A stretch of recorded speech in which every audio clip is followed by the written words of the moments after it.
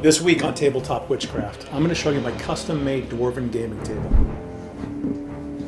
And I'm going to show you how I made a 5 square foot Dwarven Burial Chamber hidden inside that can be raised up and played on with the push of a button.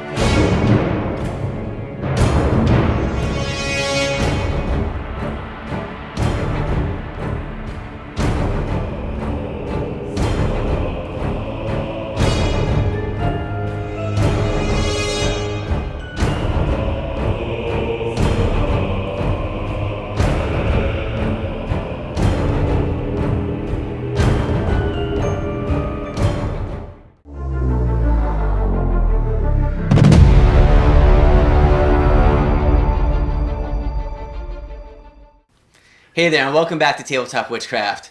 This week is the end of our 5-part Dwarven series, and we're going to wrap it up at Scott Ismail's house from Paladin Woodworking. Scott, how you doing? Great, great. Thanks for having us here. I really appreciate it. And we're going to jump into the final build here in just a minute and your table, but I want to give everybody just a quick history between the two of us. Sure. We met probably a little less than a year ago Yep. at a local Comic-Con, and we started talking a little bit, and we kept in touch. And when I found out that you had this awesome Dwarven table, I wanted to come up with a Dwarven series. I reached out to you, and things just happened from there. Yeah, it was a great combination because as soon as I found your channel, I've been watching it weekly. I dabbled in terrain a little bit, but I love watching people who really know their stuff. And as you know, I'm a huge fan of dwarves, so this series is right up my alley. Awesome. Well, it's been a lot of fun, creating everything for this series. I had a lot of fun doing it. Keeping in touch with you, running things back and forth, how big is the table, how big are the dimensions to make sure everything fits. Yeah. But I wanted to ask you just a couple of questions just to let people out there know a little bit about you. Sure. So basically, what was your inspiration for the table? So I, after not playing D&D for like 20 years, I got involved in a campaign a couple years ago that was so much fun, and I wanted to continue it, but I wanted to be a DM. I wanted to try DM for my first time. And around that time, Wormwood had come out with a table I really loved, and I said, as a hobbyist woodworker, I got to give this a shot. Yeah. So I kind of fell back on one of my inspirations since I was a teenager when I first read The Lord of the Rings. It's always inspired me. Mm-hmm. And I thought, you know what, let's make a Dwarven themed table. It's a little more fun than a normal rectangle. Yeah, so it's funny, you haven't played in a while. Yeah. And you decide, I'm going to make a table, a whole Dwarven themed table. I mean, for me, I'm going to craft a little something. You decide to make an entire table. That's crazy. So I guess, how long have you been woodworking for? I mean, how did you come up with this? I've been woodworking since I was a kid, really. But it's always been kind of a hobby. My background is in engineering, so nice. I have a lot of time, a lot of fun designing things, particularly in like CAD and so forth. Yeah, like for a big build like this, I'll spend a few months designing it first, try to get a handle on the proportions, and then once I have something I like, we start the build. That's cool. That's a lot like me with my builds. I do a lot of stuff on CAD. You guys can grab the plans, in a lot of my videos and stuff. So I can relate to that. That's cool that you do that. So you told me history. You've been playing for about 20 years. D&D? Well, it had been 20 years. I'm a little bit older than you, but I played first back in high school and then some in college. Yeah. And then, our friends kind of went our separate ways. I didn't play forever. Yeah. And then I think with with Critical Role really taking off and you realizing D&D is getting so much more popular again, I miss that. So we got a new crew together locally and, it just kind of started up again. Cool. Yeah. So you mentioned Critical Role too. So you had a little piece of your artwork that was shown on there, right? Yeah, that was just a crazy coincidence. I made a sign as kind of just a fun little project, and I sent it to Matt Mercer, and just like awesome. A thank you, like a lot of hours of entertainment you provided, and completely random. They had one of their shows where they opened up presents during Christmas season. I had no idea that existed. You were just watching the show, and he opened my package, and he started reading my letter. I'm like, holy smokes, he got my sign. So that was kind of fun. That's awesome. Yeah. So you also had something a little bit more planned with Wormwood. It was a WYRM LYFE episode that was filmed here. That was awesome. Yes. Yeah. As I mentioned, I've been a fan of theirs forever as a woodworker and obviously someone in the gaming hobby. That combination comes together at Wormwood like nowhere else. Yeah. So I had kind of sent them some information on my table, and I felt fortunate they wanted to check it out. So they came up and spent the day checking it out. That's awesome. Well, speaking of that, why don't we head on over to the table, get around here, and you can give us a little explanation as to what you've done here. Sure, I'd love to. Awesome, let's check it out. So when I'm doing a big build like this or designing something, it helps me to kind of come up with an inspirational story behind it. For me, I knew I wanted to do it with a Dwarven aesthetic, and loving the visuals from the Lord of the Rings movies in particular. I love the big columns that they used in the Mines of Moria. And so I thought as a base for the hex table, I would make something that actually looked like a broken column from one of the Dwarven columns. So again, the elevating table, as you can see here, it can hold pieces of at least a foot tall, and I can design dungeons with 2, 3, 4 levels that are all stacked up and ready for the players. So if they find like a stairwell on the way down, I can lift off the top and there, boom, the next level is right there. The other thing I really like about a hex table is that everyone has the same view of the terrain. No one is further away. And it also, I think it includes the player's participation more. So if I can't reach a mini as the DM, I can turn it around and the player can move their own mini. And I think that just keeps everyone more involved. One of the other things I wanted to do is build in LED lighting and make them individually controllable, because it'd be fun kind of to do conditions, poisoned, petrified, and so forth. So I can change each player's individual light or flash them all when the party levels up, for example.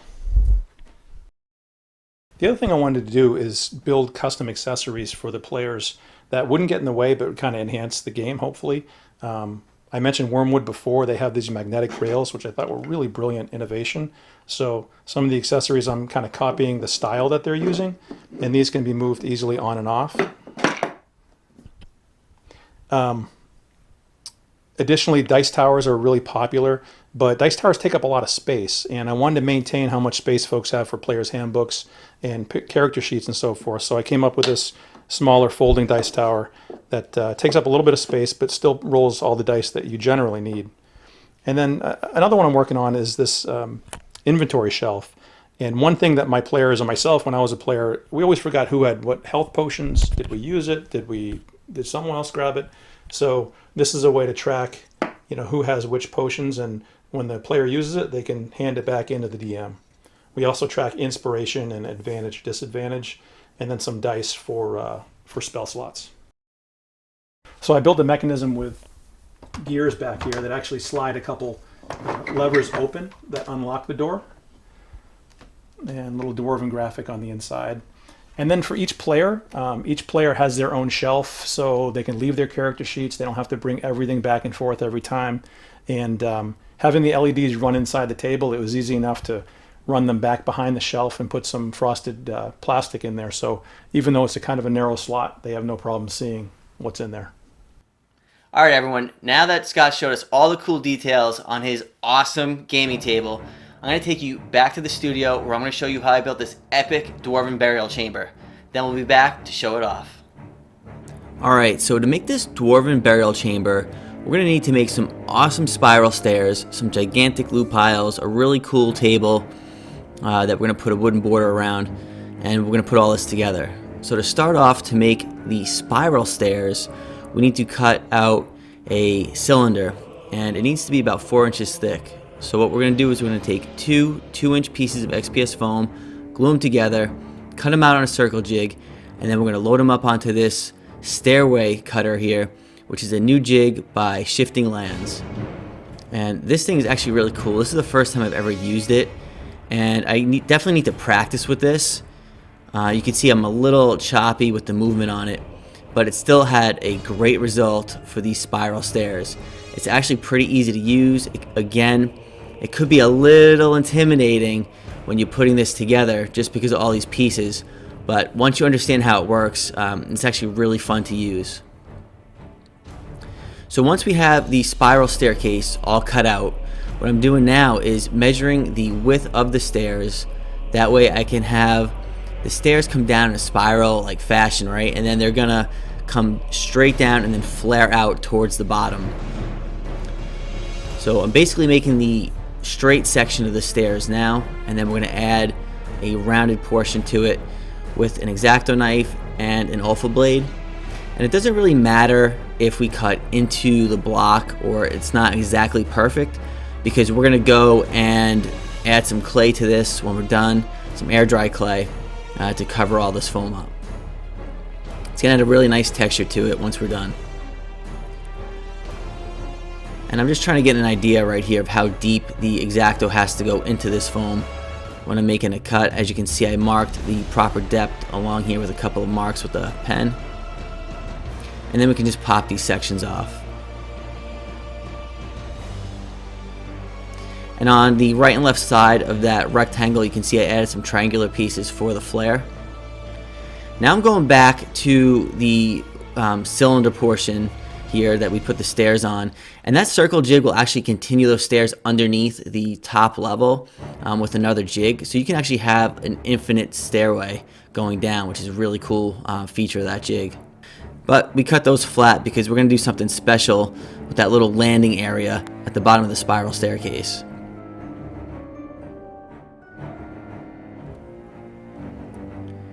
So now I'm just marking out where the spiral staircase is going to cover on that landing, and then we're going to cut a hole out in there because we want to be able to reach up inside and power this torch. And I just thought this would be a really cool place to have a torch, kind of like when you're coming down a set of dungeon stairs and you reach a landing. You know, it just seems like, you know, you'd always see a torch burning right there for an adventurer to take and continue on their journey. So I had to make that happen.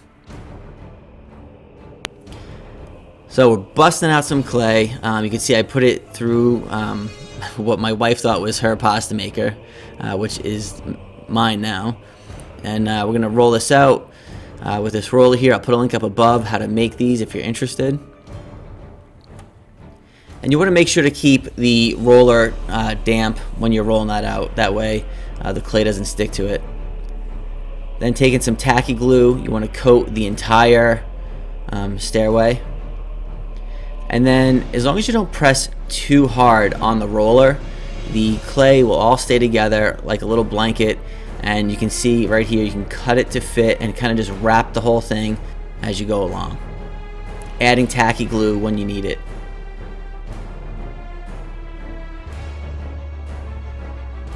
Alright, so now we're going to place some more clay here along the vertical face of the steps. And as you can see, I like to just use, again, tacky glue to help blend these pieces of clay together. Typically, you know, you could use water to do that, but I find that if you use a little bit of tacky glue to help blend the clay together, not only does it hold it together better, it keeps it from cracking over time. Now that's just some foam board that we're going to cut in half. It's pretty thin. We're going to make some treads for the stairs out of it. And I'm just using a stencil just to make sure that I have the cut right before I go and transfer that over to the foam. And we'll just slap a little hot glue on there, stick them right on top of the clay once it's dry, and we're all set. And you can see how I pushed in my torch on that wall. So while the clay was still soft, I wanted to make sure I did that so it would set in there nicely. And then just add some aging effects to the stone with a pen.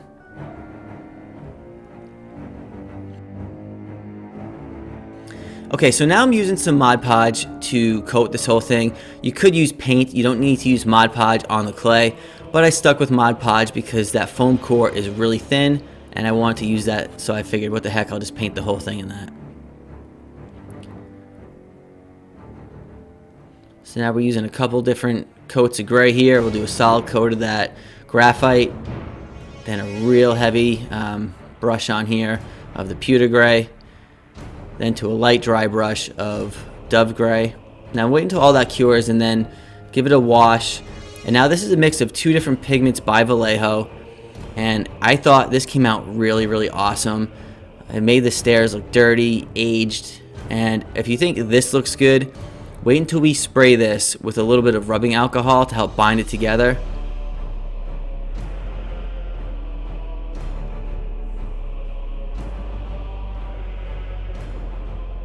Look at that. Look how awesome that looks. It's just a very fine mist of rubbing alcohol, and you don't need a lot. It's just a little bit over the pigments. And that will help lock it all in place. Alright, so now those are done. We're going back to our Dwarven pillars. If you haven't seen that video, I'll put a link up above to how to make these. And what we want to do now is we're going to make some humongous gold piles to go around these. And in order for that to fit properly, I'm using some aluminum foil to mold the gold pile that's going to be up against the pillar with that. Then using just a bunch of scraps. These are scraps from my actual Coliseum video. I had a whole bunch of these. And I'm just going to make a big pile of them. And then we're going to take some Sculptamold here in just a minute and smear that all over this. Made an absolute mess, and it was fun to do that. You know, typically I'm, you know, measuring everything out and using plans and all that, but it was fun to get my hands dirty and just kind of smear this stuff all over the place. And obviously the less you use, the faster it will dry on you and cure. And as you can see, I did that on parchment paper and I let it cure there, and then I put it onto my chipboard. That way it doesn't curl the chipboard and it will lay flat on the table. Now this is some primer, some gold primer paint that I picked up. And to be honest, when I was done spray painting, you want to spray paint everything here, by the way, not just the aluminum foil. It looked awesome. I was almost like, geez, I could almost leave it like this, but we're going to go and add some gold mixture onto this. First, a little tacky glue. Then I'll put a link up above to how I make this gold mixture. And we'll crumble that right over the top of these gold piles. You don't want to smear it flat. You want to make it look crumbly when you put it on there. It will really make it look like an organic looking, you know, nice gold pile, not something that's just one big nugget. Now I'm adding some of these gems, a whole bunch of different colors. There's actually, I think, 12 colors I had. I'll put a link to all my items I've used in the description below for all my Amazon links. If you want to pick up the tools or any of these weapons or gems, anything like that, you can find links to all that down below. As you can see, I painted some power swords here. I got a fire sword. You know, this blue sword here could be a cold sword, or you know, a lightning sword or whatever. And we're just going to do a few of these embellishments in these piles. I've got some spears, some shields, and it really made them look nice.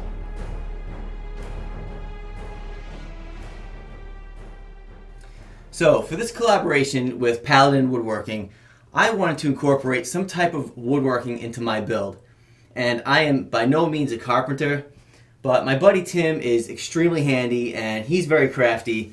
And I contacted him and he was totally willing to help me out. And what I want to do is build a nice wooden frame that was going to go around the base of the board for the Dwarven treasure room or tomb area. So I kind of left it up into the hands of my friend Tim, and he came up with this awesome design here. The foam fits right inside of it, and it's got some really nice inset to the frame itself for the bottom of the wood here. And basically what we did was we cut down the edge of the perimeter of this with some 2x4s, and then he had a couple of saw blades on his table saw, cut a groove out around the entire frame. Then we glued and set the frame around the plywood. And then once that was done, we threw a couple nails in it, sanded it down, pretty much good to go. You can see how big this thing is going to be right here. And when we were done, we knew this was going to be an issue. Scott had provided the 1-inch XPS foam board, and he already put the grid work on it.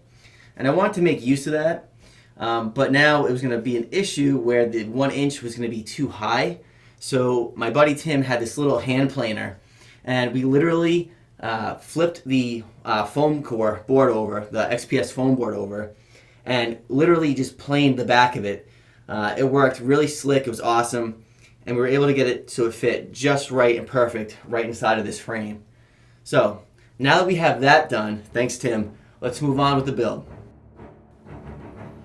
Alright, so I thought about freehanding my channel name onto this board, and a lot of work went into it, again by my friend Tim, and I didn't feel like screwing it up, so I printed off my channel name, you know, on some paper, and then I took a little bit of PVA glue, the smallest amount that I could, and with my finger I just put it on the back of the paper, and as you can see I cut out as much of the paper as I could, and then I laid that centered on the frame here, and I'm just burning right through the paper, right into the frame.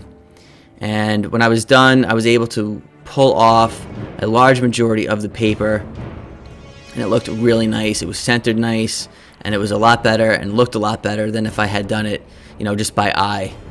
And the paper that I was unable to get off of this frame when I just peeled it off, I was able to just take a sanding block that you'd use for like drywall. I have one kicking around the house. And I put a little, I think it was like 320 grit sandpaper on there. And I made sure to sand not only the paper, but a little bit into the wood to make sure I got all the glue off. Hit it with some polyurethane, and this was ready for the foam.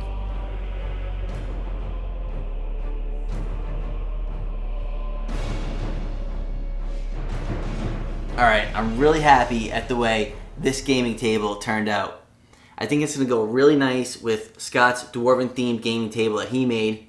I want to thank my buddy Tim again for helping build this frame.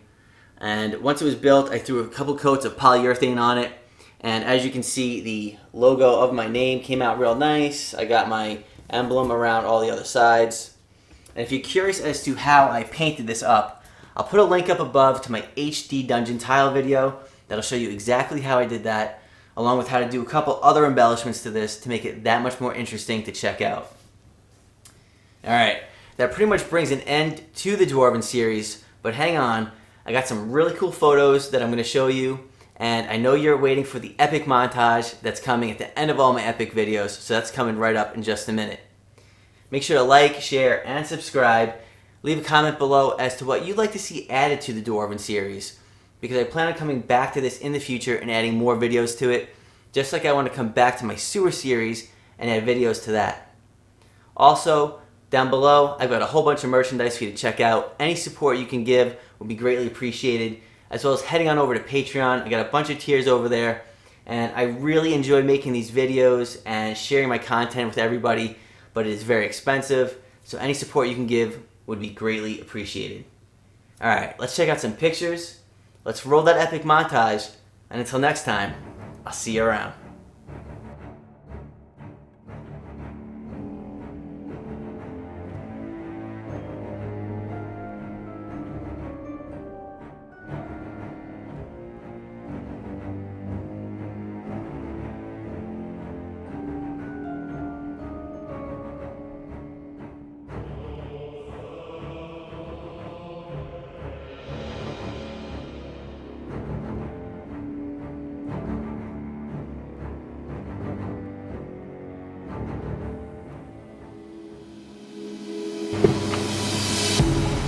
Hey Scott, how's it going? Hey John, good to see you, man. Nice, dude. Thanks for coming up. Yeah, can't wait to see the table. Check it out. I've been following every build so far.